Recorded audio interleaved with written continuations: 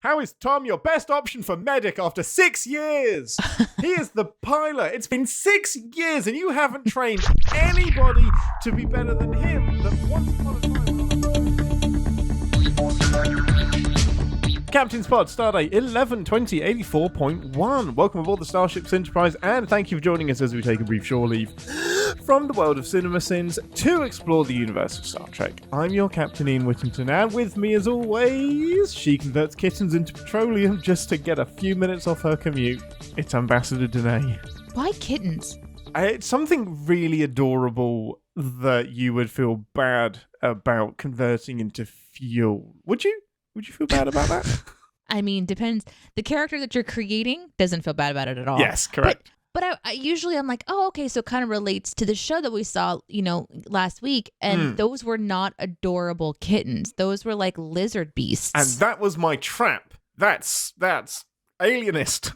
Deneé, I think they're adorable. I see. So you intentionally set me up. I set a multi-pronged trap that you couldn't possibly escape from. Where would you draw the line on adorableness? Like, would you be fine condensing squirrels into petroleum? I didn't realize adorableness was part of the equation. I would go for girth. If their little bodies contain energy, yeah. I mean, why aren't we looking at the panda? Because the panda is its own worst enemy. That thing should not exist anymore. It is literally too lazy to have sex. That's like our number one biological function after eating is to reproduce. The only reason we eat is to reproduce, and it doesn't want to do it. So you're saying I should pick another girthy beast because that one's going to be dead before long? If you want positive input, nothing says that like being abandoned in the Delta Quadrant and having to sacrifice aliens for fuel to get home. I'm actually really looking forward to the end of this because I'm kind of like, I want to watch something today. I want to watch and enjoy something today. So I hope it's not utterly depressing. I really hope it doesn't end up being a letdown. But to psych ourselves up for that, let's do a couple of emails first. Oh, yeah, we do that too. Heck yeah, we do. Emails. Okay, hailing frequencies open, everyone. It's time for us to read your emails from Discord, Twitter, and, well, email. The first one that we have is, now I don't generally take these in order. Sometimes emails jump the queue because they're relevant to something that we spoke about recently. And this is in reference to puppies. Badgycom Badge says, Captain, I have a question for the ambassador. Just how many puppers have you dog-napped over the years? And I think dog-napped can be substituted for rescued. How many dogs have you relocated into different cities? Shit. You know how I have trouble coming up with just a few things that I can talk kindly and compassionately about myself? Mm-hmm. So too will I have difficulty coming up with a number here. It's definitely in the 20s to 30s Holy range. Shit, that much? I didn't know if we'd get to double digits because I know a few of them. That's but you've only known me for a few years. Yeah, but I mean, ones that you've talked to me about, I know stories of about 10. Probably. This started when I was very little. I love the idea of you just turning up. Like, Deneé's turned up with a dog again. Just like 12-year-old Deneé. I've done that many times. Like, my parents have story after story of me being... Man. Like, I was living at my parents' house because I was either a child or in my mid to late teens when I was before moving out of the house, and I would come home with a dog saying, sorry. Was Moxie a rescue that you found? Moxie was also a rescue. That's your Mum's previous dog. Another situation where I went to a house and someone was like, I hate this dog. And I just felt bad for it. And it was being kept in the boiler room in the basement. Because it was a puppy and wanted to chew on things and they just weren't prepared for it. So they just stuck it in a room and closed the door. Wow. No lights or anything in there. And it was just in there just like miserable. Moxie was lovely. So I was like, you know what? Let me just take this dog. And they were thankful that I got rid of the nuisance. And, That's horrible. Yeah. So if you had to put a number on it, what would it be? I would say 22.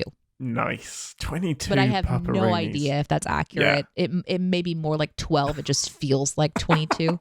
When one of them's a Saint Bernard, that takes up at least 10. Oh, are you kidding? When one of them's a horse, yeah, that counts as many dogs. That's brilliant. Well, thanks for that, Badgie, and I'm sure we'll have more of those stories over the many years of Captain's Pod. We have a quick second one from Link on Twitter. This is more for me. Hi, Captain. I was listening to the Skin of Evil episode and the part where you guys were talking about Tasha's death and talking about whether her death was meaningless or not. It made me think whether there are any other deaths in Star Trek that you guys would think are meaningless, that came from a recurring character that didn't get a good death. And if so, what would you have done to help the death of the character be better? Oh, that's easy. We rewrite the show all the time. Man, I can think of several. Data is the one that jumps to mind immediately. But he kind of got a retcon fix-ish in Picard season 3 where they kind of bring him back. But that death in Nemesis really, really winds me up because it's kind of a cool death, but it's also easily avoidable. And I think that's the problem. Like, he sacrifices himself for the captain, but it's such an avoidable death as well. So I think the sacrifice means something when you can't immediately say, yeah, but why didn't he just do this? That kind of belittles it a little bit. Why didn't he beam away? Or whatever. I didn't see it. It literally is, why didn't he beam away? Like, really? He slaps this transporter thing on Picard that immediately beams him away, but there's no reason that Picard shouldn't have already had that with him and slapped it on himself. Like, Data makes that journey to give him the transporter thing. And it's so convenient because we've never seen that tech since. It was invented for that episode to do this. So the death just feels super contrived. I'd rather a much more... Tasha's death feels more organic to me because it's completely random. And like, you couldn't predict that. And it shows Armis's power. I think in Discovery, Captain Giorgio dies in episode 1 or 2. I think it's episode 1. And that one really bugged me because, again, she gets killed and eaten. And that just feels really harsh. And she's an incredible character. We was only with her for 1 episode, and I loved the shit out of her. She was incredible. And she kind of just gets killed and eaten by Klingons. And it felt a little bit abrupt and like a missed opportunity. So I think how I would fix that is by not killing her and just keeping her for all of Discovery. It'd be incredible. Wasn't there like Kirk's son that just sort of dies in a dumb way too? He was definitely created so that they could kill him. It's that kind of character, but he actually sacrifices himself so that another member of the crew doesn't die, and he kind of goes down fighting. Again, he gets killed by a Klingon, and he kind of goes down swinging and fighting because they're all going to die anyway. So he tries to make an escape, and there's a chance that he'll win, but he gets murdered. So I think that one's contrived because it's like, man, you just brought him in so you could kill him and give Kirk a reason to hate Klingons. But his death itself, I actually buy in it, and it kind of makes sense. Okay. I love that question. That's an excellent question. And he had Link had a super quick follow up. What was my favorite Legend of Zelda game? And it's Link's Awakening. I'm not going to be original or try anything different or controversial. Link's Awakening. Is that A Link to the Past? Shit. I have only ever played one Zelda game ever, and it was that wind game on the GameCube. Wind Waker. You're Wind Waker? fucking on the You're ocean on a boat. nonstop. Yeah. Just, that is your whole day. Yeah. It's just, where am I going? How am I getting there? It was so difficult to play. I played it as long as, I guess, my attention span would allow. It's longer than I thought. That world was huge in Wind Waker. It felt huge anyway. I'm sure it's tiny compared to like modern games, but it felt huge. Oh, can I answer the death question though, for real? Oh yeah, for sure. Okay, Shaw. Oh, that's a good one. I really, really like that character, and I just think it was dumb. I think that he could have been saved pretty easily. I still don't understand why sometimes you have a character that can like survive so much, and they just get like a little zappy bappy with a thingy majigger, and all of a sudden their medical woes or fill up the wound with something, and then patch him up later. I don't know. I still feel like there was a lot more for Shaw, and I'm bummed that he's gone. His arc was incredible, especially when from Square One he really respected 7 of 9 because that log predates everything, all of the shitty things he said. He was probably, other than Worf, Shaw was my highlight of season 3, and there were so many highlights. He's so good. He's a great character to be frustrated with and relate to because he was trying to follow the rules. He was the embodiment of CinemaSins. It's so hard to sin his character because he's the one doing all the sinning. Just like, hey, Grandpa, stop trying to steal my ship, you dicks. Just stop trying to start wars everywhere and fire torpedoes. Starfleet is boring, Captain Picard. It's not all adventures and hijacking.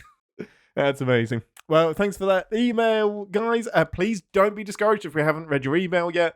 We have a huge backlog. We're going to keep getting through them. And like we said before, we'll probably do a mailbag episode at some point.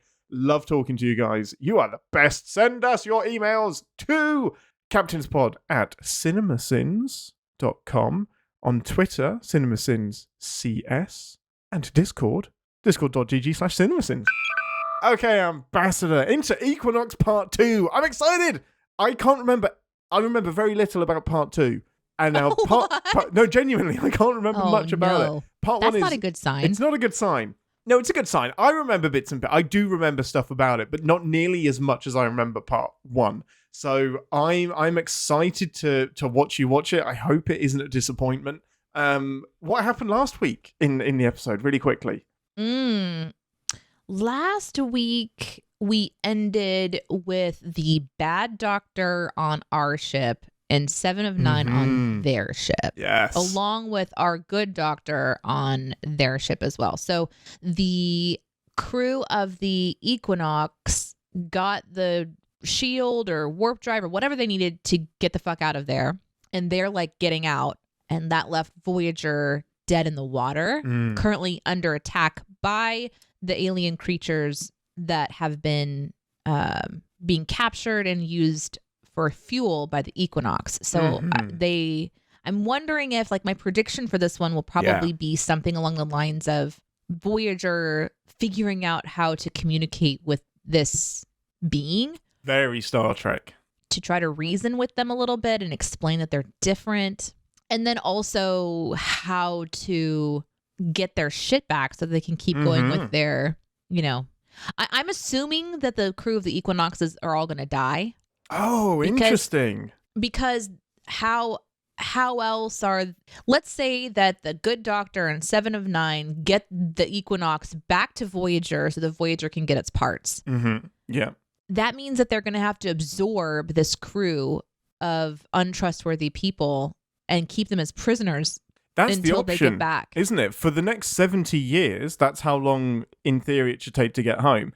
Keep them as prisoners, which you got to, like, feed them and doing all of that stuff, or you kill them, or they die on the ship. Like, that's a difficult choice to make, because there's 30 of them, I think. Yeah, I think so. I think we're probably seeing, 6 of them or something? Yeah.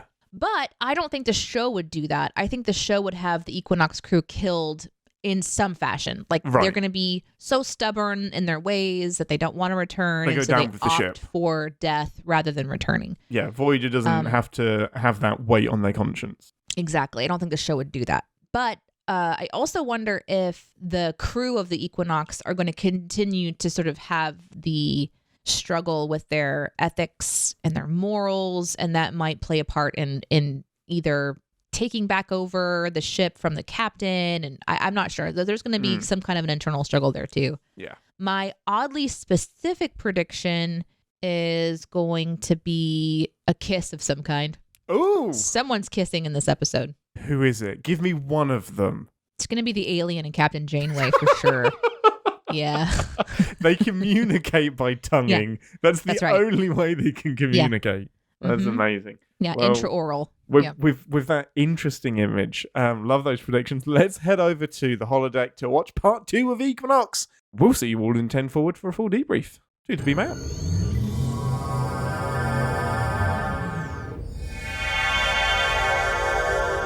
Welcome to 10 Forward, the part of the show where we grab a drink or something from the replicator and share our immediate thoughts and feelings on the space battle that I just enacted on the camera before doing this intro. Most important question first, what's your thing of choice? My thing of choice will be a dish served lukewarm, sweet, sweet revenge style. Nice. Revenge is a dish best served live. Mixing my Star Trek quotes. I want... I don't... I haven't thought of anything. What do I want from the replicator? I want a creepily sung lullaby from an evil hologram from the replicator, please. Drove she ducklings to the water. Okay, I cannot wait to talk about this. Can we jump in? Let's go for it. Let's go. Give us a synopsis for part 2. Ooh, when I predicted that there was going to be interpersonal conflict in this episode, I didn't realize exactly how intense it was going to be. Yeah, you undercooked it. Yeah. In today's episode, we conclude how we're going to stop the alien attack. Do we right wrongs? Not. I mean, maybe if you consider just murder to be the resolution, then we did. There are captains that are relieved of duty. There are captains that should be relieved of duty. We find out that Janeway is a direct descendant of Captain Kirk, and best revelation of the episode. Listening live, yeah. Mm-hmm. And also, shocker, we can have security protocols that will not allow you to delete ethical subroutines. So we should. Yeah. And also the break doesn't exist on Voyager. That's what we know. Yeah, they just choose not to use it. Overall thoughts and feelings about the conclusion of this 2-parter. You were super duper hot on the first one. Was this a satisfying conclusion? Did you enjoy the journey? Yeah, this is an amazing episode. Yes! Yeah. I should be impartial, but I can't. For a lot of reasons, I feel. What do you think? Because you told me before we got started that you didn't even remember it at all. So it's in the moment, I just immediately forgot. But then as moments happen, I was like, oh shit, it's all coming back together. I remember all of this now. I did not remember. It's all coming back to me now. I think you're 1 decihertz out of key.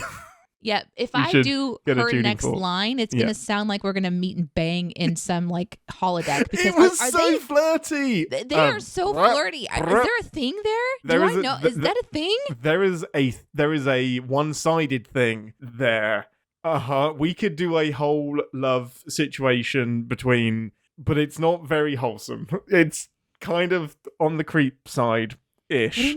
What do you mean on the creep side? It's kind of... The Doctor kind of pursues her and declares his undying love, and it's not reciprocated, and it's not really resolved in any kind of way. It's kind of just left hanging, and he lusts after her a lot. Like in a way where when everyone leaves the sickbay, he pulls down a poster of her? I think he does, but no, it's definitely an unrequited love that's a little bit unprofessional. It sounds like not a lot of professional things happen on Voyager anyway. In this era of Star Trek, not a lot of professionalism happened around women at all. But pivoting back, yes, I like this even more than I remember liking it. I'd forgotten how heated the Janeway Chakotay stuff gets. And for me, it sang on so many levels. I really, really love this as a conclusion. Yeah. It's a solid. I could watch this as a 90-minute movie. I would love to cut it together as a 90-minute feature. Yeah. Love the shit out of it. This one it's really action packed, and in a way where there's so many space battles going on. But I think what drives this is not just this idea of ending a battle with an alien creature that's attacking. That's obviously a huge part. But the intense drive of this is Captain Janeway's murder bono. Wait, Bono. Murder Bono? Bono? Why did I say you too? I Bono? don't know why you said that. That's a really... Don't murder Bono. No. Yeah. Can we just call it a Bono, though? Murder Bono? Yeah, for sure. Why not? We really get to see her embrace... This is why I said she was a direct descendant of Captain Kirk, because at one point she's like, I will chase him down to the ends of the earth, and I will annihilate him and all of his children. As soon as you said that, I reheard her entire speech delivered by William Shatner. It was like, if you want to call that a vendetta, then fine. Call it a vendetta. I will hunt him down. She was in Let's go. Let's go. For me, the tension of this episode that I'm interested in resolving is, how far is Janeway going to go? I think that's one of the audiences too. The conflict between her and her crew, and the juxtaposition / mirroring of what's happening on the Equinox. Yes. And how these two crews, these two captains, the parallels between how one captain will lead his crew versus the other, and how that can have, ramifications. And again, the idea that everyone is doing what they think they're supposed to do. They're doing their best. And we're looking for those redeemable qualities. In a surprise twist, Ransom seems to have a redeemable quality by the end of this episode because the torturing of 7 of 9 really bothers him. Is it because she's really curvy and beautiful? Maybe. I don't know. I don't know why her in particular would get through to him if it's the active torture. That was, this is a person that he could see more as Borg than person. And then they use her, as that moral foundational, he hit his moral ethical foundation, which is what I predicted was going to happen. It's we were going to hit something that's like, we don't go past this, but then for other people, it's different. And so everybody that's on screen is struggling with the circumstances and their place in it and when they can have control and when they can't. And when you have someone like Janeway, who is in a spiral of sorts. Yeah. Is she doing the right thing at the right time? I don't know. I mean, she fucking chased him down. She shot him out of the sky. It was awesome. Isn't it awesome? It was awesome. I was like, holy shit, she's doing the damn thing. Like, it's actually awesome. Really hard to write sins for this episode because a lot of the times you're like, why wouldn't you fire more torpedoes? Why wouldn't you have all of these weapons? And Janeway's just like, to fucking fire. To stop it.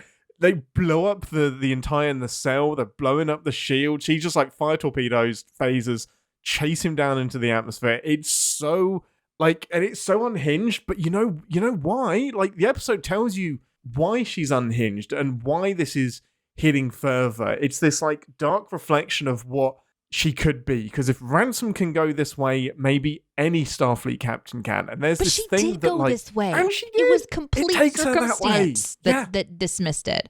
Like, it was her first officer stepping in and being relieved of duty afterwards. It was these things that happened, whereas maybe that didn't happen on the other ship. Maybe the first officer joined that sort of joined the captain rather than restricted the captain. And so there was never that tension of hitting it too far. But at the end of this episode, Janeway's like, yeah, man, you probably should have just relieved me of duty. And he's like, I thought about it, but I thought it was too far. It's like, well, what the fuck is too far in this episode? One of my favorite things about this episode, which is like, it's super related to that, is this argument of why would you stick to the rules in the Delta Quadrant?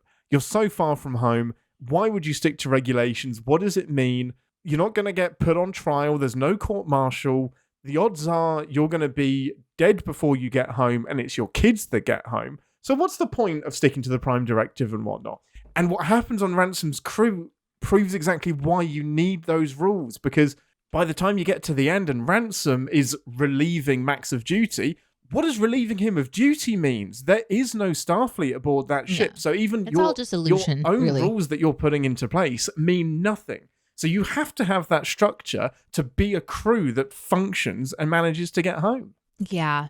No, it's a really interesting episode because the stakes that are the highest seems to be maintaining your humanity and your order amidst chaos.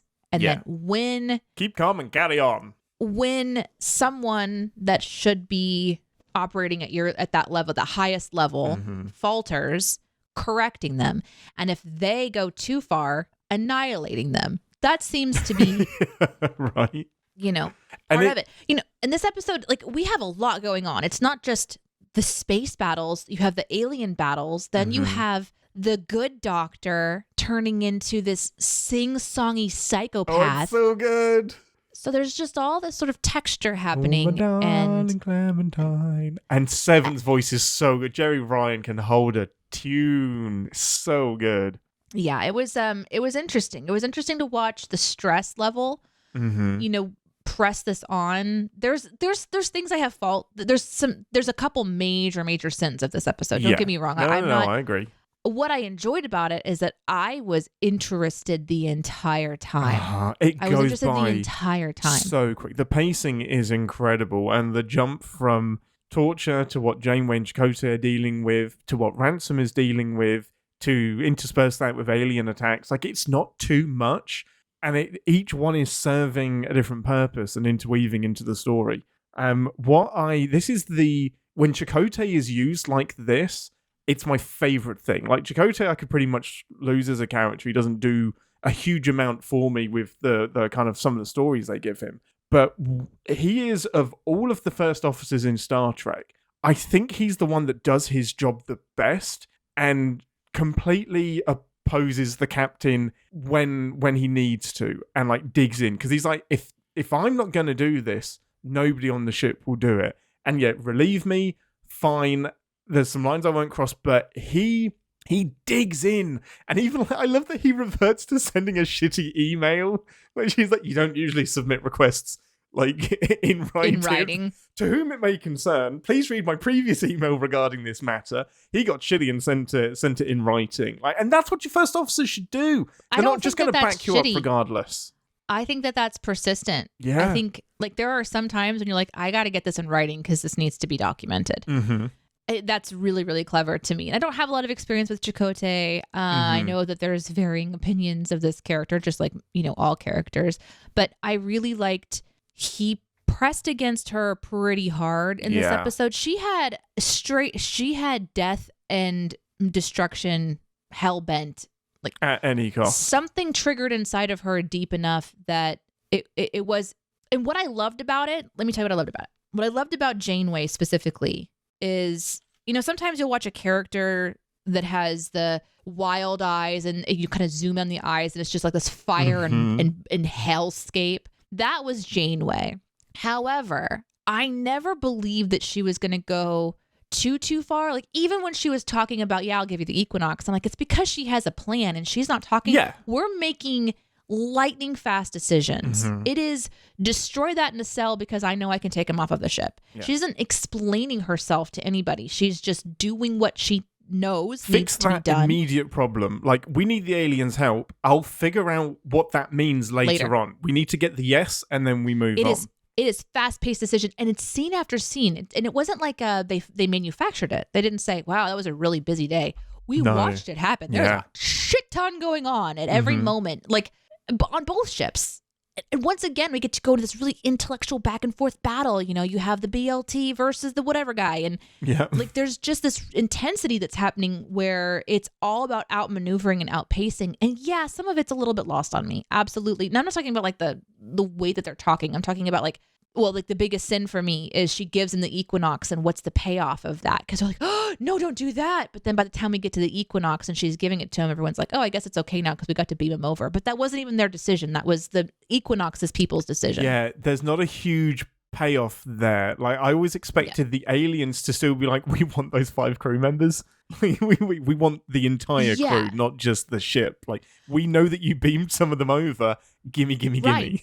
Right. Like, it was pretty clear the aliens want to murder everybody involved. The post-credit scene should have been Janeway escorting them to a cargo bay and them getting munched. Yeah, 100%. Interestingly, we never see them again. There's season 6 and season 7 of Voyager left. These characters are never seen again. I think that's what happened. I think Janeway fed them to the aliens. I wouldn't be surprised. But yeah. That was it. What was beautiful about this episode for me is, like, in a nutshell, it was that the pacing and the intensity paid off for me because, like, even when a ship was damaged or there was an explosion, there was a quick conversation about redoing this. And then the writers are like, well, we're going to reconfigure the shields. How can they get through? How can this Equinox that's so busted up go against Voyager? It's not going to be interesting. Oh, what if they can get through shields? So they plant this spy. So good. They have a reason why all of these things are working. And we get to see 2 ships get fucked up. And that's so fun. It's so fun. That space battle above the planet is so much fun. Just like wasting all of the torpedoes. It's fine. But it's not just like... When do you ever see a captain be like, send it all? And you're like, oh shit, we're actually doing it. Yes, fire the torpedoes, fire the phasers. And you're right, it's not technobabble. It's not send out a tachyon burst to disrupt their shield wavelength. It's... Evil Doctor, could you give us the shield frequencies? And there's nothing for me really more scary than an incoming torpedo when the crew doesn't realize it's going to just ignore the shields. and it's just explosion, immediate hull breach, and they're just like, oh, fuck. Like, that changes It changes everything. everything. And then Max, at that point, is at the helm. So at this point in time, the Captain Ransom has had a change of heart. He wants to, surrender, and he wants to do things differently. It's just the tax of taking life has gone to the point where he's ready to change his mind. Max, his first officer, says, nope, we are going forward as planned. Yeah. And I'm gonna take over control. I don't know if you have pictures or anything that you can show of Max, but he was so cool looking this episode, wasn't he? He was just like because we didn't like him last episode. We really don't like him this one. No, he's really smarmy this time. I do not have any pictures of Max. But he's really smart. Yeah. And I love that because he's a smart ass. Smart asshole. Let's say he's an asshole. He's an asshole that's really intelligent because he has all of the technical stuff to back it up and all of the hackings. I was so excited because Ransom has this change of heart. Max doesn't know that. No. Ransom comes to the bridge because he's been told Janeway has found us again. And we know how it went last time because they're building tension beautifully this episode. So we're like, oh shit, she's back. We're feeling the Equinox's tension. We're ready for it. We're going to get fucked up. Ransom's like, guys, listen, we're done. Like, let's just call it what it is. Max takes over and his tactical... No, wait, sorry. My first thought was when Ransom comes on the bridge, he has already found a nebula to hide inside of. He already knows how... he has figured out the next step. Yes, exactly. Yeah. We're not done yet. That one little line gives me a really sweet insight into the tactical mindset of this character. So when he takes over, his tactics are really interesting. Now he's got their shields and he doesn't run. He's like, fire it all. This is when we go down. And that's where the tension comes for me is they leveled the playing field enough. I forgot that, of course, they're not going to destroy Voyager for a split second. And that is really hard to do. Yes, do you know what I mean? It really is. Because I was in it. Yeah, the show is called Voyager. There's a good chance Voyager ain't getting blown up. But for the episode to immerse you so much that you forget that is a neat trick. It's really fun. And it's in the last part of the episode, too, which is really brilliant. Yeah. I only looked at the end of how much time we had left when I realized that, we were ready to go live on the live show. That's the only reason I checked the time. Yeah. It whips by so quick. But yeah, we had a lot of fun this one. I think that kind of gives you the overall vibes. How are my predictions? I know I got obviously the kiss. I was completely right about that. So your predictions were give me 1 second. How did I misplace them? I think I give this all the pips again. Oh, there we go. Voyager figuring out how to communicate with the aliens was your main prediction. Nailed it. The entire crew of the Equinox dies. I was wrong about that. You were wrong about that. 5 of them survived. A few died. Probably about 50-50. I think half of them died. I would say that all of them that chose to be Equinox crewmen died. The other ones chose to leave. They chose to be Voyager's crew now. Okay. And either way, I still think that they get killed by the aliens. We just never see it on screen. We just don't know. Yeah. We just don't know. And crew will continue to struggle with ethics. Actually, the only crew that had that visible struggle with the ethics was the captain. It was Captain Ransom. Everyone else just kind of went along with it. And the engineer lady kind of joins in at the end. Yeah, she was struggling. Yeah. She's been struggling since the start, though. She really has. It was showing her that child last episode. And then there will be a kiss of some kind. And there were some alien kisses right on the face, but not much. Listen, that alien totally made out with Max's face. I mean, Harry nearly got some close-up action. He nearly got cool immediately alien, smooched. It's really cool, isn't it? We haven't talked. I give this one all the pips again. Yeah, 4 pips. Let's go. Me too. But we also didn't talk about that moment when Voyager shifts their tactics to basically hold another alien race in place in space in order to be able to speak to them to get what they want because the stakes are so high. I love how this just shows how off the rails Janeway is, and I think I would argue she maybe goes too far, but this is For the Delta Quadrant, there is no too far. Right? This is Chakotay's compassionate plan, and he completely hijacks her. After the torture thing, she is sidelined. He politely steps in, has the new plan to go and find the original aliens that worship these creatures. and talk to them about finding a way to communicate. She hijacks that plan and then, like, tractor beams them, kidnaps them, and just like, we're not letting you go until you help us. So I just love that even Chakotay's compassionate plan, she hijacks and makes it problematic. Like, she's so determined. There is a determination about her that I really appreciate. I feel like every once in a while you flip over into a survival mode so intense that skirting the boundaries of what you would normally do isn't really it's not your main concern anymore. Mm-hmm. She is attempting to stop a war between an alien species and Starfleet. She's attempting to reach them before they warp away. Mm-hmm. She's really not even worried about Seven anymore. This isn't about rescuing her crewmen. This is about stopping someone from getting away and being stranded, of course, herself. But it doesn't, the episode seems to indicate, at least to me, that her main goal is to stop this ship and their crewmates from not existing. Sure, she'll go that far if she has to. Yeah.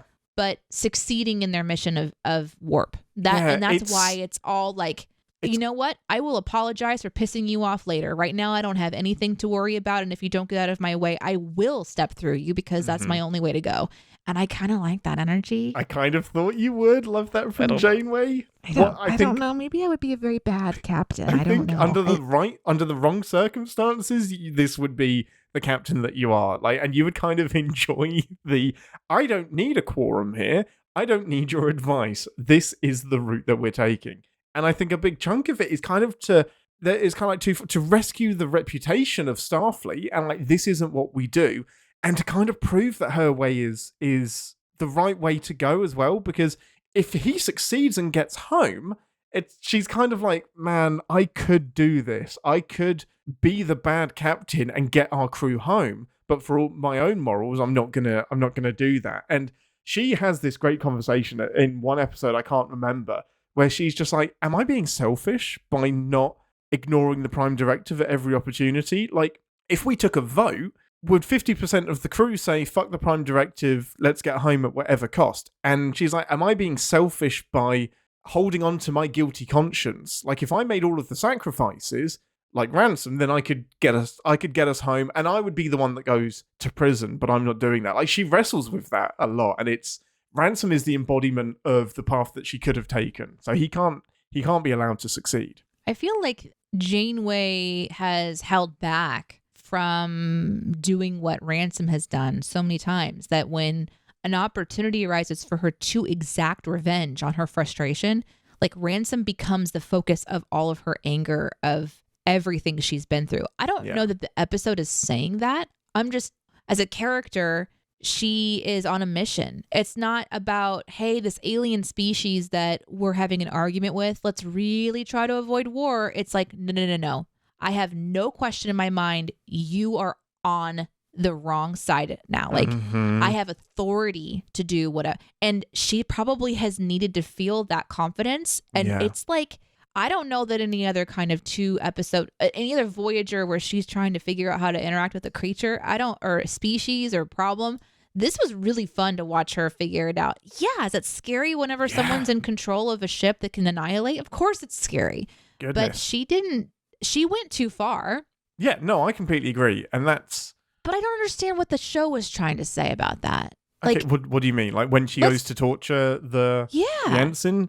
It is uncomfortable. The most and this is my biggest sin, is that this is where I think she does go too far, and it's I think what the show is trying to say is that you have to have balance. You have to have a Chakotay that pulls you back, and there's got to be, and that's what was missing from the crew of the Equinox to an extent, is that Ransom didn't have a Chakotay to pull him back. So it's not... He had a Mad Max. He really did. He had a Mad Max on a Fury Road.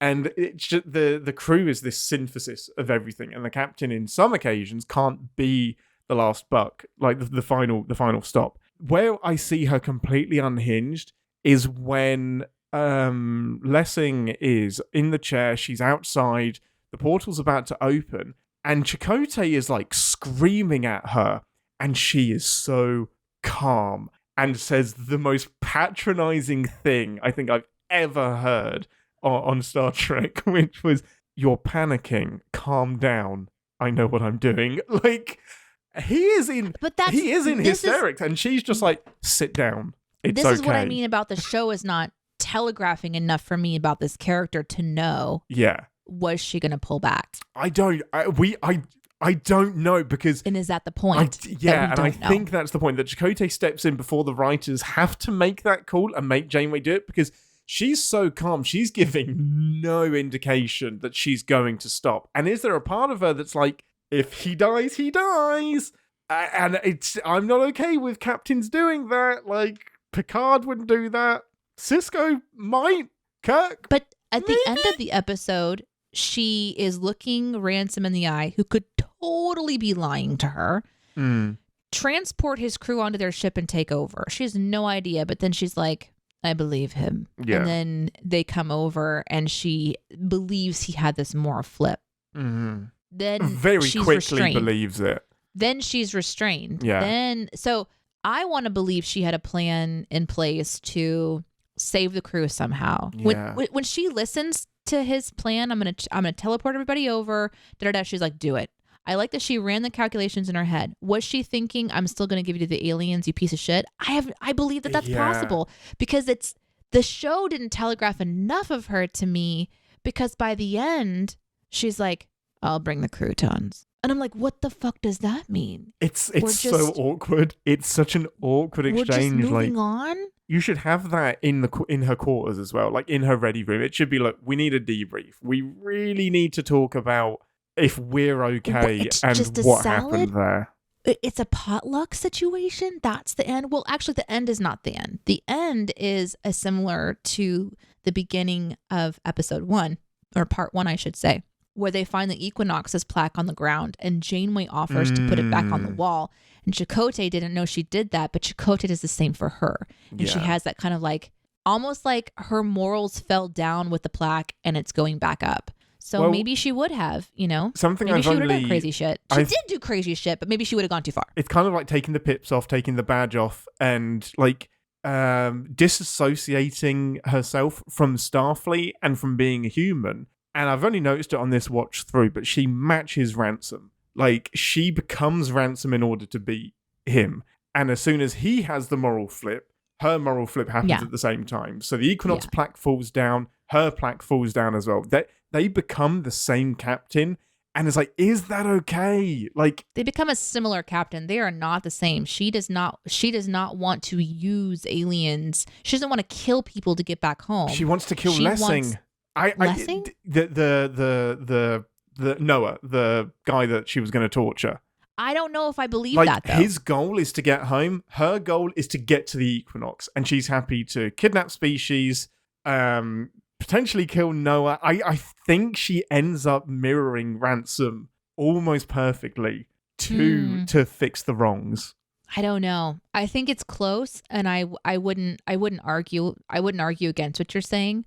I just see that slight space where the show didn't give us enough information for that call 100%, but they did give us the information 100% for Ransom. We know 100% that Ransom crossed the line in this and this way. Yeah, for sure. We know that Janeway went up against the line, and because of circumstances, we didn't actually see her situation result in the death of a Starfleet officer or, all of the things that she was, pressing up against. So we still have this ability to walk away, and understandably so. Why would the writers write her into they want her to be a little bit ambiguous with her morality, of course. Yeah. And I don't mind that at all. And I think that it's a really interesting part to write about, being in the Delta Quadrant and these kinds of things and coming up against Starfleet. I just was really impressed with how the pacing felt, because all of this could be like a daunting, kind of boring thing to watch. But you talked earlier about it being kind of like stitched together or folded together. And I was really impressed with the storytelling on this one, the editing of this specifically, where all of a sudden I'm on a beach and I'm just pissed. I'm like, what the fuck am I doing? And then it becomes such an important visual aspect to us, the viewer, of escapism amongst your terrible choices or just life in general. But, Ransom has a lot of weight on his soul. He's having his conscience projected to him. Yeah. And it's a really powerful, visual that was kind of like why am I suddenly looking at the beach? And then it just kind of comes in these moments where when he puts it on as the ship goes down, I was like, ooh, oh man, that is... Keep the band playing, boys. We're going down. There is some symbolism there that was chef's kiss for me in a way. Yeah. Because you're doing a lot of work in just a short period of time. A clear conscience now that the beach is empty. Yeah. It really... And we got to see him and how he sees himself in that moment. Yes. He was dressed in white. He had a peaceful look on his face. He was almost in prayer, where I wonder if we would have seen him before. Like, I wrote some stuff down that's a little bit silly. Like, I wrote down, let's see... Wouldn't it be awesome if this happy place had the fucking ocean on fire, or like horses of the apocalypse rise up in the distance, or like the Grim Reaper's hand just slowly coming around his neck? Perhaps too much. But instead, he got to have his, peaceful ending. Yeah, it's kind of one of my sins is that his redemption is a bit too much. Like, he's still a piece of shit. Like, this is just on why I wanted him. to see like some nasty stuff. Like he gets to go out kind of easy. Like, yes, he sacrifices himself, but we shouldn't be applauding him. Like, he has himself to blame for this. He did this, and he still killed a lot of aliens. He did. He tried to right the wrong in the last moment in some ways. Janeway has a great line in this one. We all make our own hell. I hope you enjoy yours. Yeah. Jesus. And it'd be really interesting if, like, again, he's at the very end and he's made this computer program show him paradise, but then like leaking through the edges of that paradise is the hell that he built for himself. Yeah. I don't. So good. I was waiting for something kind of on the horizon, like the aliens break through and get him, and then they get their revenge on more than just Max. But the show is telling us that with one decision you can right the balance of your moral, scales. And I don't know how that works. I'm glad that I am not a great and almighty God that's designed to judge the hearts of men. But this episode definitely goes into it. Yeah, I don't even want to be a captain in this situation, let alone a god. Oh my goodness. But I think it does so much work this episode. You can argue about whether Janeway's actions are believable or like in character. But regardless, it makes for an entertaining episode. Like, yeah, she goes really far, but having those conversations and that moral punches between her and Chakotay are so good and so worth it. And I just hope the way that she, in that briefing where Chakotay's delivering the new plan and she's just leant up against the window, pissed as shit, just chewing nettles and drinking vinegar, just like, oh, you son of a bitch. And then just like relieves him of command. But she still kind of lets it happen because is she like saving face? Because like Chakotay's got a plan, he's taking the lead, he's giving out the orders, Janeway doesn't get an input. Is she just like, this is my boat, bitch? Like, you're going to pay for this. But she also waits. She didn't say you're relieved of duty and put that Starfleet officer back in that room and complete what she said. Yeah. She looked at him. She walked away. And then she said, okay, you've shown your loyalty to your captain. Now tell us about these aliens. Well, that's the huge thing with Chakotay. This means that he doesn't trust her. Like, okay, she didn't share her plan, but Chakotay doesn't trust Janeway isn't going to kill him. And that's huge because she could be like, you really thought I was going to kill him. You think that I'm a murderer. That's where, again, I'm not going to argue that she wouldn't have, because the show is not giving me enough information about her character in these 2 episodes to tell me more about her as someone who has no memory of really watching this episode. Yeah. So I wonder if she puts it on pause. If she's just like, I'm not Janeway right now. I'm Ransomway. Well, I mean, I think she's still Janeway. I think she's just showing where Janeway will go when she has a ship that's about to warp out. And leave them for dead. Yeah. I think we saw what war looks like with Janeway, and it was fucking awesome. Oh my God, it's so good. Man, we should do. There's another really great 2-parter called The Year of Hell, and that's War Janeway. Like, it's so juicy. Like, we may just stick that in after all of the lovely episodes are done. So good. Right. Anything else you want to pull out before we move into some Sins, Ambassador? Can we talk about how I totally predicted that Seven was inside of his visor thingy? Wait, what? Totally inside when of his Ransom puts on the little you did. Yeah, doodad. as soon as you see like the blonde lady, you're just like, that's 7 of 9. Mm-hmm. And it absolutely was. You absolutely called that immediately. You're like, oh yeah, that's 7. That's 7. Nailed It was kind of so. I have like, it's great. I love all of that, but certain people behind the scenes loved any excuse to pretty up Jerry Ryan and put her on display. It was a notorious behind the scenes thing, so it's kind of a loaded thing, but it makes sense in the episode. Like, it works as a visual representation of his conscience for sure. Yeah, and Seven represents that in an interesting way. As a Borg, she represents the moral lodestone. Oh, it's amazing. It was so good. It's so beautiful.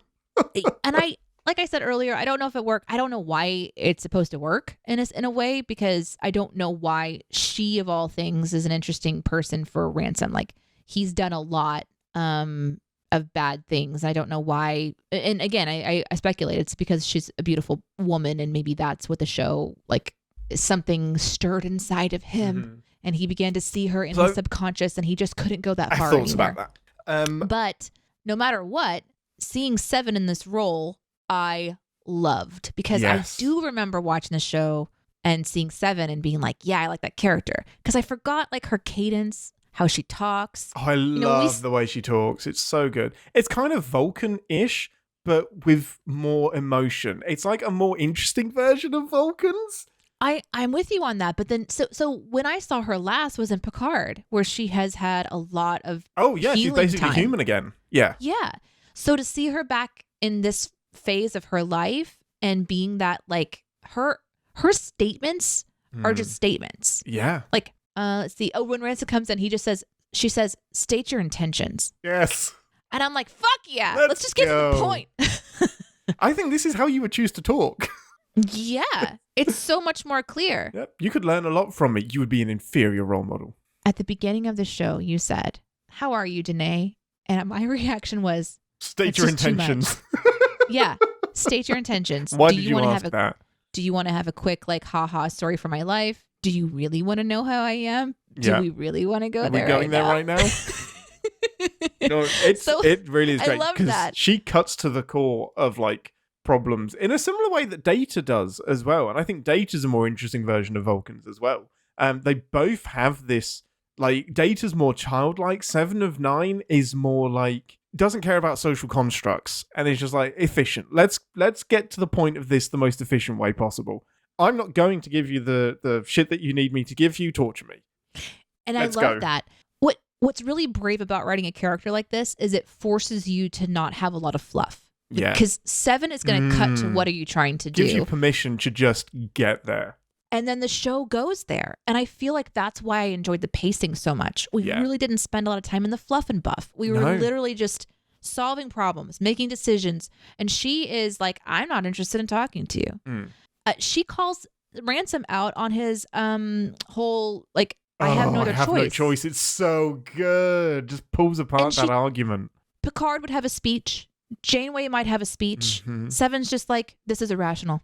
And then guess what? When the Doctor says you have no choice, it's beautiful because he's being told this by the program he just deleted the ethical subroutines from. It's like, oh, fuck. Satan agrees with me. I really fucked up, didn't I?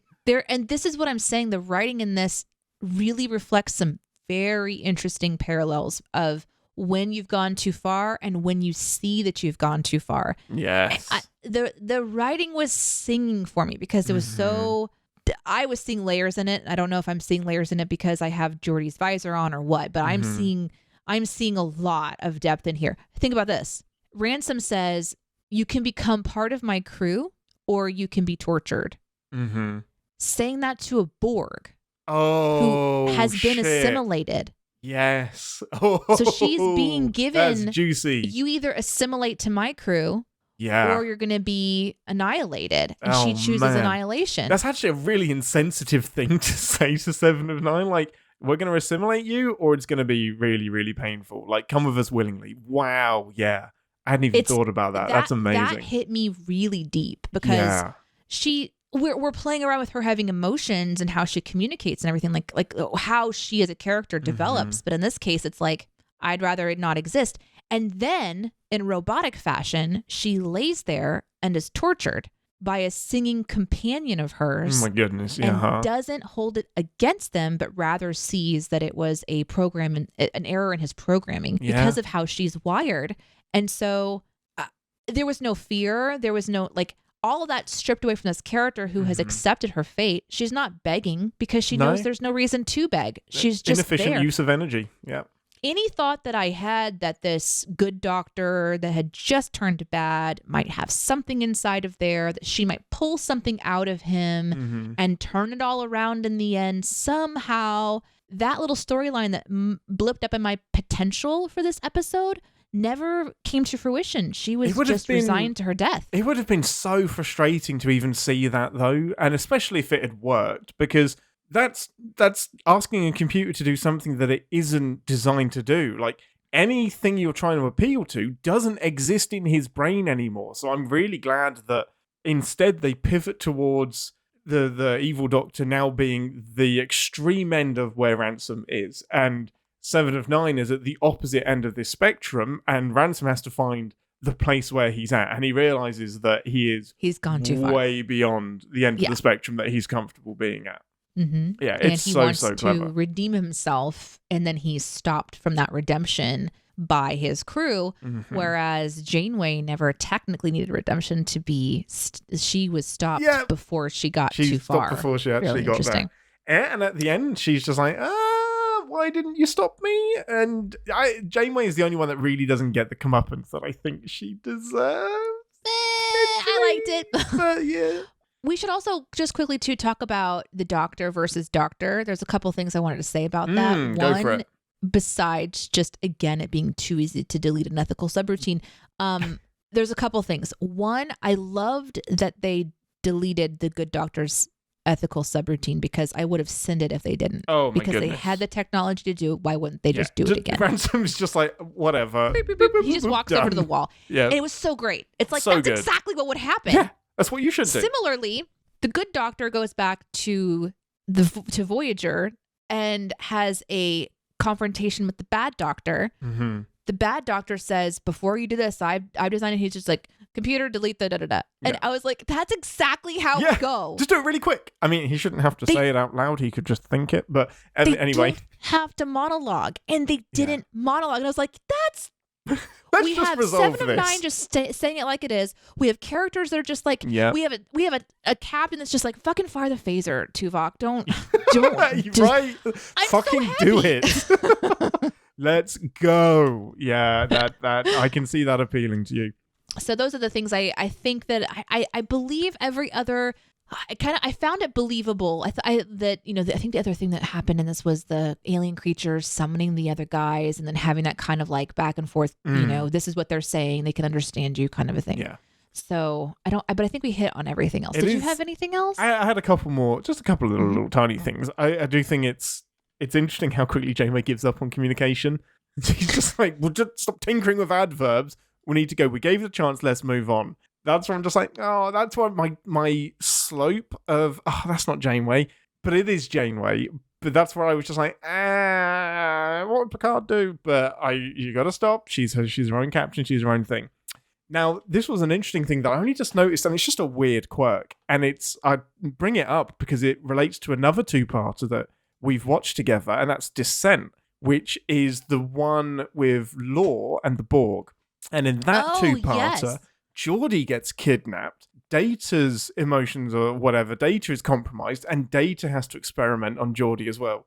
So it's just interesting how we have Geordi and Seven being experimented on by Data and the Doctor, and just how similar it is. It's about getting information out of them, and then just how they resolve it at the end is really similarly as well. So I don't know if it's deliberate, like it might just be an accidental mirror, but it's just a huge similarity between this and Descent, and I think this episode does it better. That's why Voyager beats TNG.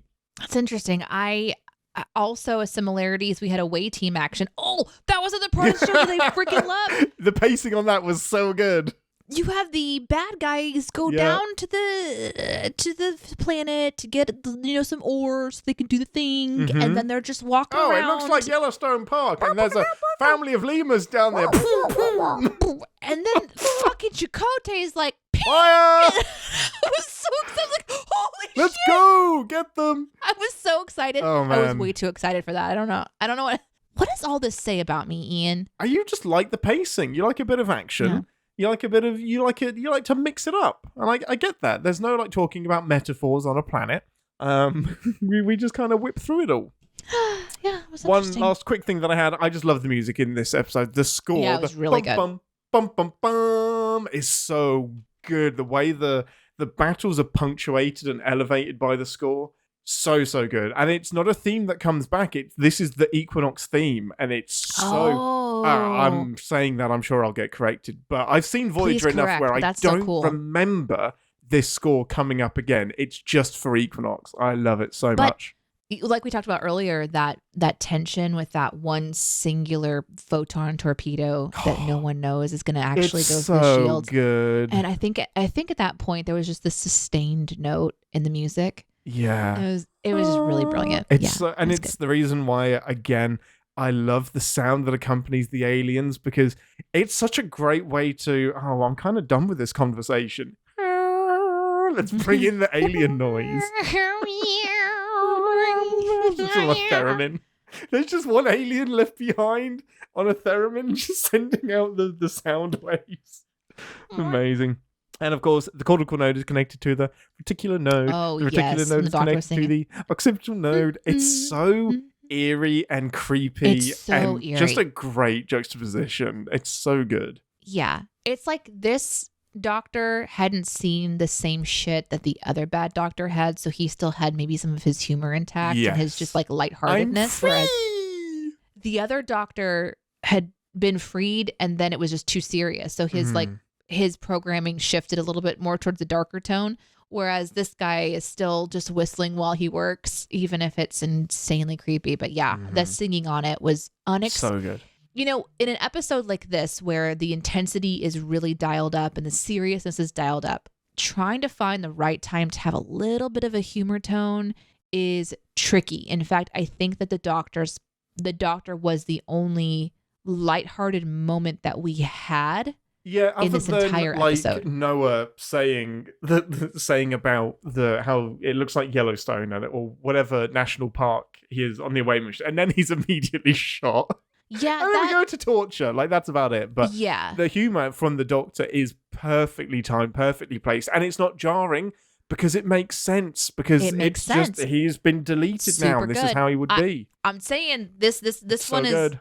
Every single one was working for me. Am I gonna like it the second time I see it? I don't know. Do I watch things twice? You will probably never see it again. Nope. Yeah, exactly. Well, with that was amazing. 4 pips all around. Predictions covered, episode covered. Let's head into some sins. Battle stations, everyone, red alert. Warning. Warp core collapse in 10 seconds. This is the part of the show where we re-engage our sin brains, remind ourselves that no TV shows without sin, even our beloved Star Trek. Go for it, Ambassador. Woo. Sin well, like you alluded, I really didn't have, a lot. My biggest sins that the biggest sin that I felt of this episode, as I mentioned during the previous part, is I felt like the payoff, I wouldn't know how I would write this, but the payoff of Janeway giving the aliens the Equinox, I don't know how I would write that because everyone was really tense about it. So maybe I would just write something sassy like, you think this is going to be a really big deal, but it ends up not being that big of a deal. Yeah, I mean, we'd go over the top, I think, and just like, oh, she's crossed the line. This is juicy. There's no way they'll just not address this. Can't wait to see how this is resolved. They don't. Yeah, it's probably my biggest sin as well, is that we don't get a resolution with the aliens. And since we never see them again as well, there's not a moment between them where they get really justice or they get recompense or any reparations or anything for the massacre of their people. They just kind of happily disappear. Yeah. I don't know how to write that succinctly like we would for like an episode, but that was the biggest sin of this one for me. And I'll go over my other ones after yours. What's yours? But again, you could argue that it's not really the point of the episode as well. Like, the point is the moral stuff between Janeway and Ransom. Janeway is you what can argue away any of our sins. It's fair. It's fair. My one just... the biggest one for me, I guess, is the whole EMH fuckery. So, I don't know why it's so easy to delete the ethics from the EMH. I think I understand the logic behind it. Like, if you need the Doctor to do something that is technically unethical, and you need the final say, because the Doctor is a tool. He's a talking, walking, thinking tricorder and surgeon. And the bottom line, I think a human needs to have control over the AI overall to make sure it doesn't do anything squiffy. And I think being able to overrule its ethical subroutines is part of that. But it shouldn't be that easy, and it definitely shouldn't be that easy just to delete the EMH. Like, he just walks in, he's a hologram, so he shouldn't have any kind of power, to be completely honest. He's a bit of the computer. And he just walks in and deletes the EMH. Like, that, for me, it was yes, it's quick, but it's also a bit of an anticlimactic ending. Like, so what about the photon grenades that he set up? Maybe he was lying, maybe he didn't. But this EMH has been really, really smart until he just gets deleted. I don't know. I felt a little bit disappointing. Yeah, I can understand that. My next ones are probably going to be more about Ransom's creepo factor with 7. Oh, go for it. Yeah, don't touch her face as I'm guessing what number 1 is. Just don't fucking touch people's faces. You fucking creep. Even if there's an injury there that you're just wanting to gently, sensually wipe your pinky along. You're scraping her skin. Goodness. Oh, go take her to sick bay. It's like, okay, great. Just touching the air next to her face. Blah, yeah, stop it. Made me sick. Stop it. So I would definitely send that. But I think the one that I would stick to the most is Max says something to her, and then 7 says, you're supposed to smile and make a witty retort. You better let your shields down. And that is the Star Trek equivalent of asking a woman to smile. Oh, it sucks. Yeah. And I hate it. All the red flags. You never know, unless it's happened to you many, many, many, many times in your life, if you're not smiling and a man walks up to you and says, you're too pretty to not smile. Oh. Until you have that happen to you many, many times, you don't know what it's like to then feel obligated to respond to that or do what they say because you're their fucking puppet. And it's written into content and it pisses me off. It's so This isn't quite like on the nose, but it's close. You're supposed to smile and make a witty retort. Yeah. So I would write something really sassy about that. Like, that is exactly how I kind of get that he was interacting with B'Elanna as well. Like, he thinks that he's a gift to women. It was like, you should be bantering with me. I'm amazing. I am Max. Did you not know that I'm Max? I'm Max. You may have heard I'm Max. I represent the testosterone. Oh, yeah, I'm the episode. testosterone Actually, in there's the room. lots of it. We have testosterone in the form of cortical, some sort of like a little visual thing from my captain, where you're basically going to be mostly naked. You may as well just enjoy it. As well. Yeah, it's so weird. You're right, and it sucks because especially when the men tend to think that they're saying something nice. Oh, it was a compliment. Oh, good. Nice of you to think that I required a compliment from you. This happened to me in an interview once. I was interviewing for a job. I'm assuming you didn't get it because you killed them. I was at the lowest point of my entire life at that point. I want to think I haven't gotten that low again, but it's been close. But it was like really, really bad. I was about to lose my house.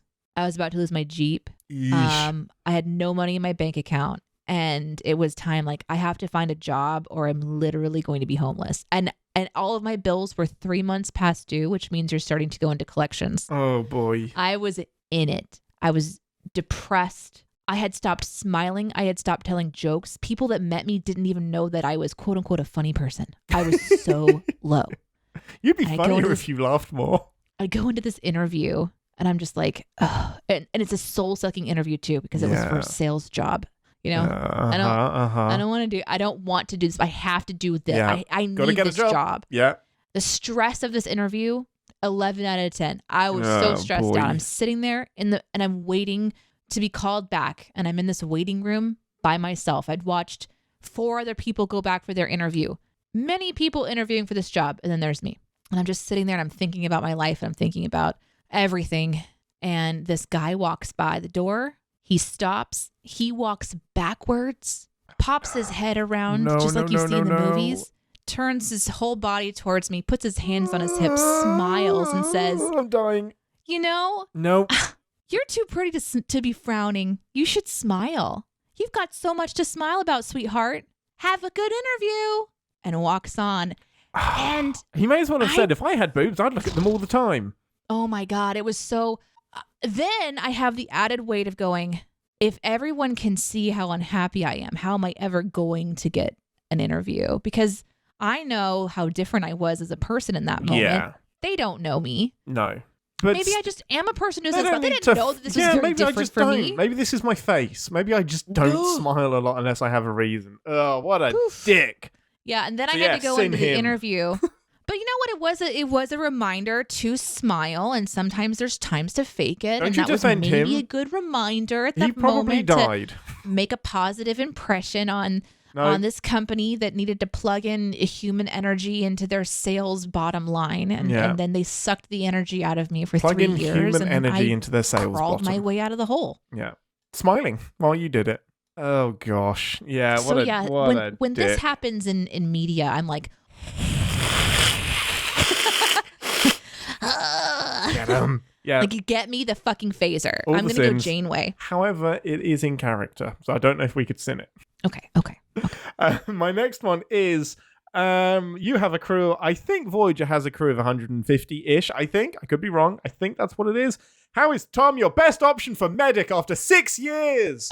He is the pilot. It's been 6 years and you haven't trained anybody to be better than him that once upon a time went on a first aid course in prison.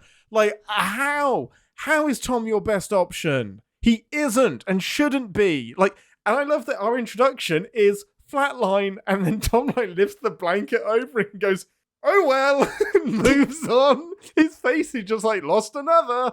I don't know that I've ever questioned a sick bay more than in an episode like this, because there's a lot of people on the ship and there's like 2 beds. And in this episode, they're just like on the floor as if we're camping. I know. They're just sort of hanging out with like little reflective just heat blankets on them. Like the temperature shouldn't be the problem in this room. That's amazing. I don't know why they haven't, instead of making a pub, I don't know why they didn't convert the holodeck into a permanent additional sick bay. You would think that they would need more beds, but maybe because of technology, people aren't usually sick for very long. I don't know. Maybe. I still struggle whenever I see Tom with a medical tricorder and a hypo spray. I'm like, I'll die. It's Tom, fine. Get away from me. It's my time. Turkey sandwich. What was it, Tom? Turkey platter. Turkey platter. Turkey platter. Yeah. I don't have many more at all. Back to you, Ambassador. Oh, okay. I don't know that I have very many either. Because I was really enjoying this episode. And a lot of the things that I thought were going to be like a cliche sin situation, they resolved pretty quickly for me. Yeah. Now, that said, we have a lot in our live chat, so we'll get to those next. Maybe the outtakes. Yeah. The outtakes, yeah. We will indeed. I think the main thing that doesn't work for me is actually the resolution of the cliffhanger. I think this would work better if it was edited together as 1 hour and 20-minute thing. Because the immediate resolution is Janeway swings around, shoots the alien, and then Chakotay is the one that gets hit. And I'm just like, that for me works better as one cohesive scene where there's a battle going on and Chakotay gets hit. I mean, also it means nothing. He's back on his feet within a couple of minutes. So it's a cliffhanger for the sake of If they kissed, it would have been more serious. Mm-hmm. It's a cliffhanger for the sake of a cliffhanger, and it just doesn't work for me. Didn't work for me. Dang it. Dang it. Ding it. Not dang it, but ding it. Dang it. So the Equinox explodes, and I just wrote, sin, no one cheers. Because the entire cast of the Voyager is just soberly looking out the screen. And I just felt like, in all honesty, this was a celebratory moment, not a sad moment. No, I disagree, because they saw a beautiful ship get blown up. And I'm always sad when I see a ship destroyed. And the Equinox is a beautiful ship. It is a somber moment Yeah. when a ship gets It was dead. pretty fucked up ship. It Another was thing I actually ruined. liked about this episode, seeing all like the retrofit stuff that they've got Oh, sticking look out at of like consoles the and bars. stuff. Yeah, like the debris blockers to like stop Yeah. bars. Debris blocking falling on the pads. I love it. It makes so much sense. Seven just kind of mentions at the end of the episode that maybe you can actually add in some programming for security protocols so that you can't have your. I know we just kind of covered the whole how easy it is to delete it, but then like We the have show the technology. kind of addresses it We too. can reprogram him. Yeah. 6 years in and you haven't done this yet? It's kind of insane. What the fuck? Next sin. Yeah. Does you and me and a tuning fork mean? So that he can be in key again, a tuning fork. Okay. Because he was That's out of not tune. like code. He wishes. Okay. Anything else, Ambassador? The crewmen are just stripped of their rank and not put in the brig. Absolutely crazy. They should be restrained for a time. Yeah, you would think so. Yeah. But I guess it's a matter of resources. Like, prison sentence. I think in the future we know that prison sentences for the sake of prison sentences don't work. They don't encourage people not to reoffend. So maybe they're doing... Right. But having conversations, separate them all from each other so they can think about things. Mm-hmm. Have some conversations with a counselor, then reinstate them. She lined them up, Yeah. grabbed their hand, slapped it, Yep. and then dismissed them. You'll be scrubbing So- the warp core. You'll be scrubbing the holodeck. Mhm. Yeah, basically Mhm. gave them those duties. I guess they could be put on different parts of the ship, like under different people. So, but it's just that, oh, what do we do with them? And this is their decision. Like, we can't have them in the brig the whole time. We're never going to see these actors again. So we just need to dish out the punishment right away. Next But yeah, sin. yeah, we'd sin it. Do we sin Neelix's potluck just because I've noticed that people don't like Neelix? Oh, yeah, absolutely. Like, this is Okay. your resolution. This is how you're going to fix things. Neelix.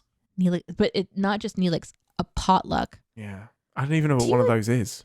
I was going to ask, do you have potlucks in I have England? no idea. We might, but I've never heard of one. You're kidding. No. Pot's a potluck. You're What, you all joking. bring a different meal? Is that So- what it's meant to be? A potluck is when you trust that the person bringing the food cooked it in a fashion that is appropriate Oh, because and lots brought of it- people are bringing food. to the group. Yeah, everybody brings a dish. Right. There's lots and lots of extension cords, Oh lots my and lots of like goodness. slow cookers. They're all kind of plugged in, That's so Right, and- inconvenient. and then everyone partakes. I can see why Chakotay's bringing a salad. Doesn't need And to be she's just cooked. bringing croutons. Yes, I know. You're joining in on my potluck. Stop it. I don't even know how you would do that practically on Voyager. Like, do you have your own stash of things in your quarters? Like, I thought Neelix had all of the food. Like, who's bringing what? You have replicator rations. Like, just fucking replicate it when you get to the mess hall. Why are you dragging it across the ship? Now that I know what a Yeah. potluck is, I'm sending the heck out of it. Fucking potlucks. And that's really the biggest sin of the show, right? Of course. I mean, it has to be. Fucking potluck. So impractical. So impractical. Well, I mean, with that, our final point before we wrap this up, it's our last one of the series. Moopsie versus this alien. Who wins? Well, I think we did this last episode, right? And we Wait, did weren't sure we? this alien has bones. Or did we not? I can't remember. Was that the previous? Okay. This alien wins versus Moopsie. I Because don't it's know. kind of like the Peregrine Falcon. It just like zooms in, it attacks, and it swoops away. Yeah, I think Moopsie finds a way to latch on. We don't know how quick Moopsie's reflexes are. I think Moopsie latches on and desiccates it. I think Moopsie wins. Really? Yeah, I think Moopsie wins this one. But there's more of the other kind, or is it just like one? Oh, is this still just one Moopsie? 1 versus 1. I think Moopsie wins. So Moopsie's sitting there. Yeah. The alien swoops down. Yeah. If it gets a latch on, you're like, But Moopsie, unless you're Chakotay or Janeway, Mhm. you're instantly dead. But Moopsie gets a latch on as well. I think it would be a race between who could kill the other quicker. Suck the Maybe other they one both faster. die. Yeah, who can suck faster? I think they both die in this equation. Stalemate. Yeah, stalemate. That's quite fitting for the last one. Well, we have now wrapped up our monster medley. I'm sure we might return to it in the future. Off top of your head, what was your favourite monster? Oh my god. We've got Armus. We've got the amoebas. We've got the Horta. Wow, that was a long time ago. Yeah, we've got the Horta. Wait, no, was that part of the monster? Kind of. Yeah, no, it was. We've got the the bug at the end of Conspiracy. That's the alien inside the chest in TNG. We've Oh my god, I forgot about that right? one. Phases him in the head and the little bug thing. We've got the monster from Darmok, the Triceratops monster thing that goes invisible. Oh my god. What was your favorite? Holy shit, that's a lot. You Yeah, should we have actually told did a me lot that I of was going to weeks. have to answer this question. Nope, on the spot, no prep. I'm going Salt Monster, I think. The Salt Monster, yes! Yeah, because I think that there's such a tragic situation where this thing was killed.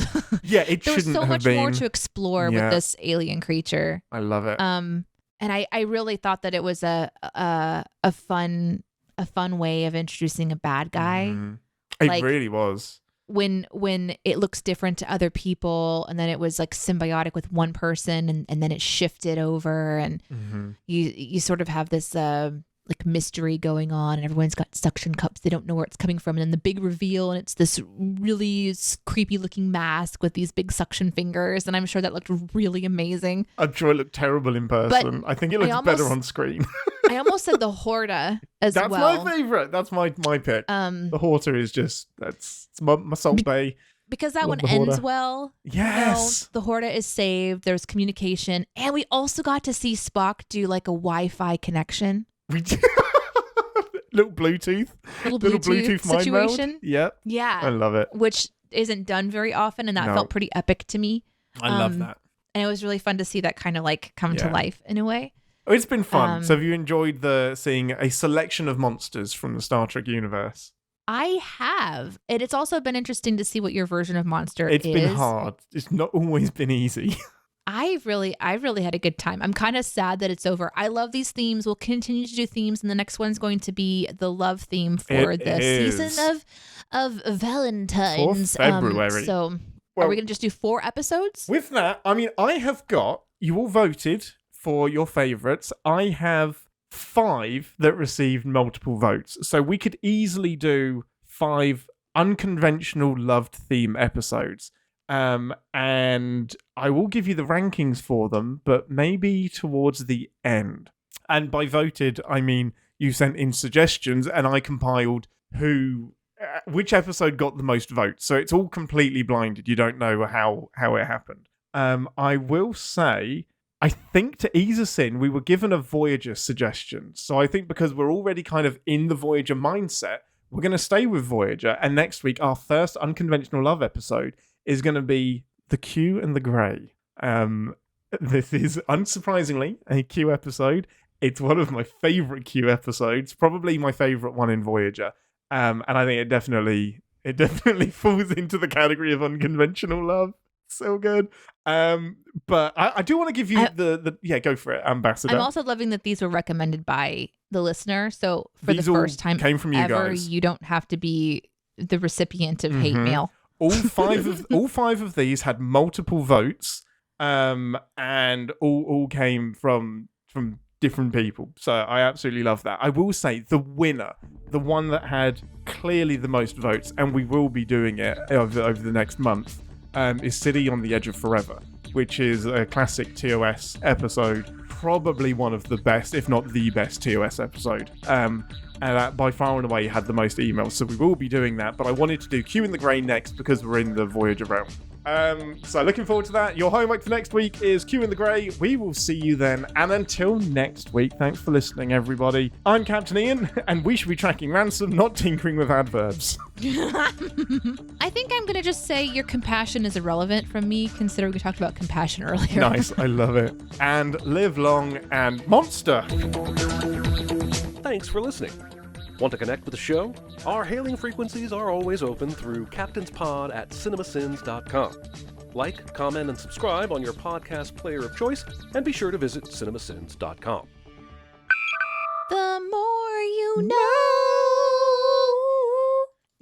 You were off by some decibels. Go get a tuning Decihertz. fork and shove it up your what? What? There was plans in place for there to be somebody that's very tall to help with a last part of my tree. You have Aaron. Can't Aaron do it? He's tall. Yeah. We're gonna have. There's reprogramming is happening. Yeah. I think you could stack Reese's on top of your shoulders, and then Twix on top of Reese's.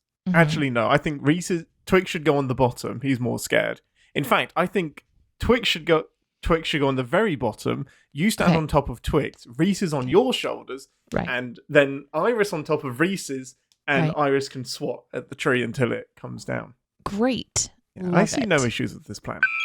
So this I don't even know how tall this tree is. 12 feet? It's not 12 feet tall. Was it 12 feet tall? It wouldn't fit in your house if it was 12 feet tall. Your ceiling is not 12 foot high. That's 2 humans. You know, my dad, it's two of me. That would be 2 of me, standing me on top of my head plus 2 inches. Yeah. I'm going to go measure. You don't have 12 foot ceiling. Come with me, Ian. Okay. I got math to do. Hold on. I think I have like 9 foot ceiling. That maybe sounds like 9.5. right. That sounds right, which means 8 foot for the tree sounds spot on. Yeah, worth it. Yesterday, I decided to go to this women's support group. I don't usually invest in anything like this because I find it to be a little awkward. Of course. Like when I was in my 20s, I went to a lot of different kind of groups just to sort of like, where do I belong? And of course, my work was my social structure, and I was adventuring out. Now, though, I'm not really like going out anymore. Probably because I am a full-time mom, so it's I don't have time to think about that. When I heard the M, I thought you were going to say monster. I don't go out probably because I'm a monster. What do you think of me, Captain? My God.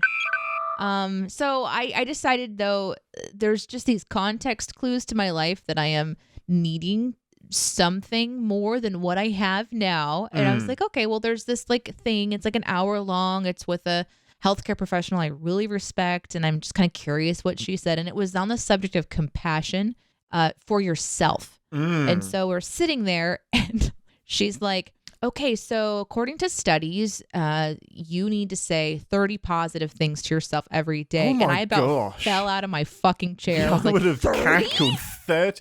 I can't list 30? I can't list 13. How would you say 30 every day? I'd rather just go for a run. This started when I was very little. My grandmother, her neighbor, moved and left their dog chained to a post in the back.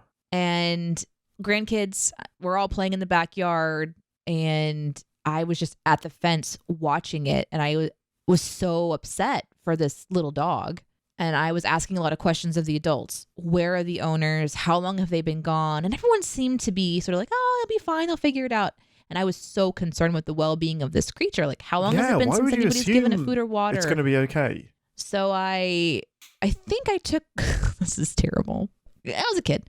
I think I took pool water out of the pool and brought it to the dog. That's logical. Not ideal considering the chemical balance of the water, but no, but it's logical for a kid. Better than water is water. Not having water, I guess. And it was just this little weird dog. It was the weirdest dog. I think I named it Gizmo. Oh. And I convinced my parents to let me take it home, which must mean, now that I'm thinking about it, they had to have had adult conversations with decision makers. Yeah, I would think so. They wouldn't be like, yes, let's let our child steal the neighbor's dog. They would have been like, no, they've actually been gone for a week. This is a good idea. We know they're not coming back. Yeah. There was another one that I took from a party. I went to a party when I was in my teen, like I think it was like 19 maybe.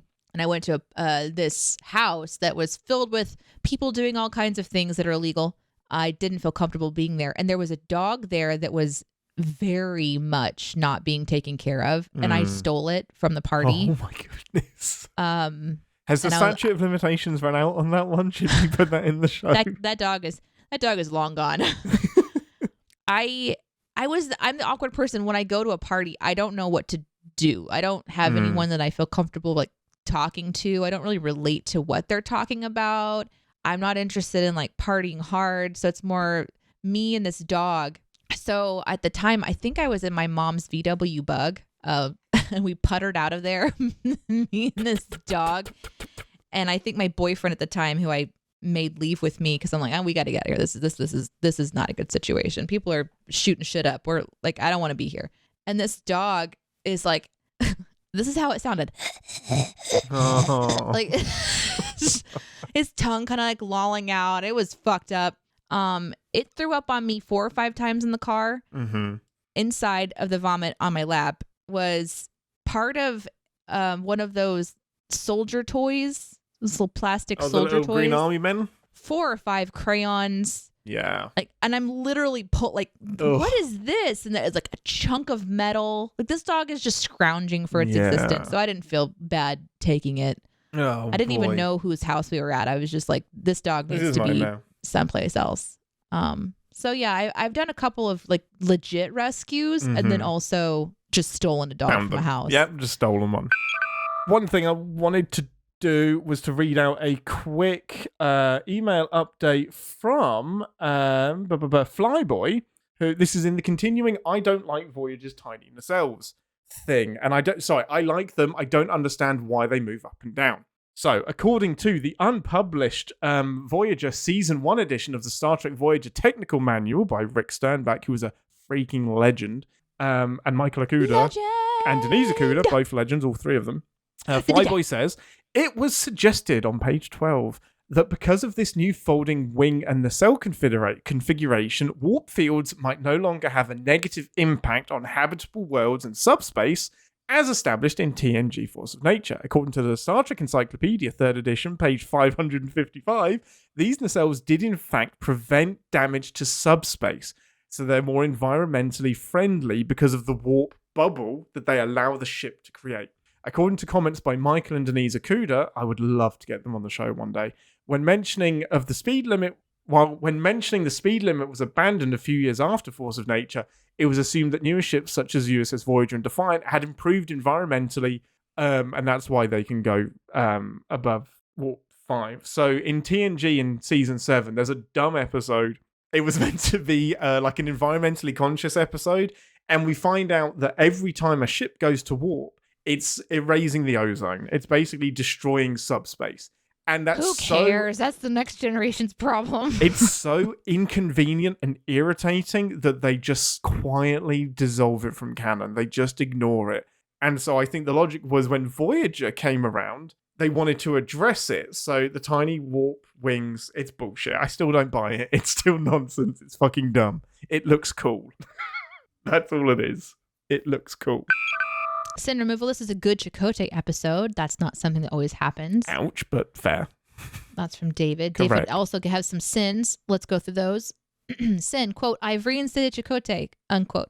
Upon reinstating him, why didn't he arrest Janeway and put her in the brig? Her behavior certainly warranted it. That would have made for a great ending. Also, Sin, I don't buy that a couple of visions of Seven in his discount holodeck is enough to make Ransom have such a radical change of heart and morality. I agree, but I think it was trying to say that about the Doctor and it kind of the combination of that moment. But I feel like the show weighing on Seven was an interesting. She just cuts to the core of it. She's just like, you're dumb. You had no choice. That's a bullshit reason. Own it. I think it's like a reverse slippery slope. So to begin with, he's like, it's okay to kill these guys because it's only 10 of them. Whatever, it doesn't matter. We're going to get home. And then once you justify that because it was an accident, then you justify doing it deliberately. And now he's justifying torturing a human. And it's like, where do my justifications stop? And I think that's what hits him, is that I'm not okay with torturing 7 of 9, so maybe it shouldn't be okay that I'm torturing these aliens as well. So I think it's that slippery slope of morality. Here's some more sins from David. Without its enhanced drive, Equinox is only capable of warp 6 with a 0.03% increase. That's still only warp 6.18, significantly slower than Voyager's top speed of warp 9.975. I still don't get this at all. Like the maths, they made the mistake of giving us some specifics in part 1. They shouldn't have done that. And they should not have done that. Yeah. Ransom says it's going to take months to get home. Well, last week, Janeway says the Equinox's top speed is warp 8. I think they're stuck at warp 6 because they're damaged. But even so, I don't know how they are getting home within months based on these percentage increases. It's like they're opening wormholes. Some sin removals here. Wandering says, I prefer the brig. It's a good moment. I prefer the brig. So deadpan. Seven's deadly shade thrown at both Ransom and Maxwell crude and It's inferior. so good. Your banter is crude and inferior. I love it. What did she say about him? She said you would be an inferior role model. Yeah. Oh, and she says, I'm familiar with human banter. Yours is crude and predictable. Yes, so good. good. Another removal from Flyboy for Titus Welliver for his chilling several more when Ransom points out what they truly mean by fuel. Oh, it's so That good. was Just like, super more. creepy.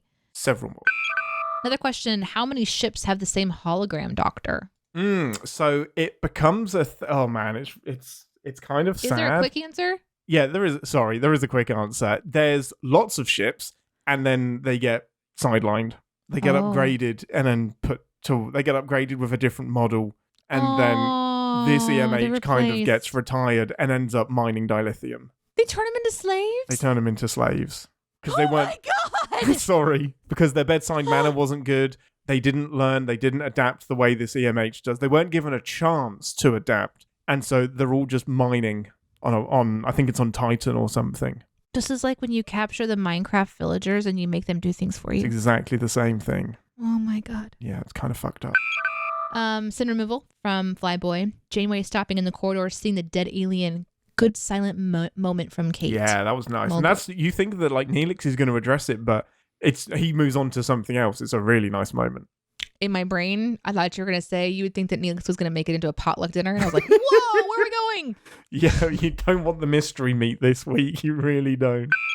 Let's go.